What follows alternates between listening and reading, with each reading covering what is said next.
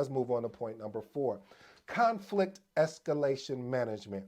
You know, family, I struggled with this early in my career, and the reason why I struggled with it is because as when you get that opportunity to lead your first project, you're super excited, and don't want to escalate anything because you feel ashamed that it looks negative, like you don't know what you're doing. But family is just the opposite. You see, what I love is what I heard, and I may destroy the quote, so please forgive me, but I heard, if you don't want to go far, then just basically you don't bring anybody with you. I think I remixed that in a sense. But the point I'm trying to make, family, is you have to be able to escalate when it's necessary. Now, you don't want to do what they say, the boy that cried wolf, and then when the actual wolf showed up, then it was too late.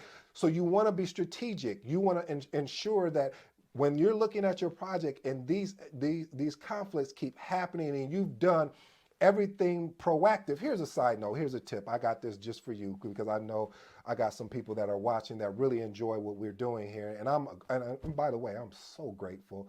I truly am. But I want to give a tip. I want to give some value. I want to over deliver